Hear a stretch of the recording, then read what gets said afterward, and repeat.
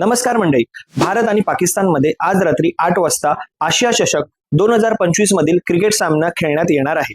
पहलगाममध्ये झालेल्या हल्ल्यानंतर भारताने पाकिस्तान सोबत इतर संबंध कायमचे तोडले होते. तरी सुद्धा क्रिकेट सामने अजूनही खेळवले जात आहेत. पाकिस्तानचा क्रिकेटपटू फहीम अशरफ याने ऑपरेशन सिंदूर नंतर भारताबद्दल काही वादग्रस्त विधान केले होते. अशा वेळी त्यांना बॉयकॉट करण्याऐवजी त्यांच्यासोबत क्रिकेट सामने खेळायचे म्हणजे आपल्या सैनिकांचा अपमान करण्यासारखे नव्हे का?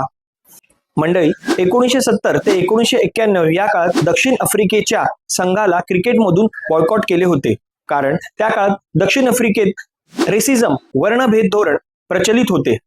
कृष्णवर्णीयांना मतदानाचा अधिकार, शिक्षण, आरोग्य आणि सार्वजनिक सुविधा यामध्ये समान वागणूक दिली जात नव्हती. यामुळेच 1970 मध्ये आयसीसीने दक्षिण आफ्रिकेवर बंदी घातली. जगभरातील अनेक क्रिकेटपटूंनीही दक्षिण आफ्रिकेविरुद्ध खेळण्यात नकार दिला होता. भारताने सुद्धा पाकिस्तानकडून होत असलेल्या दहशतवादी कारवायाविरुद्ध त्यांच्या सोबतचे क्रिकेट सामने बॉयकॉट केले.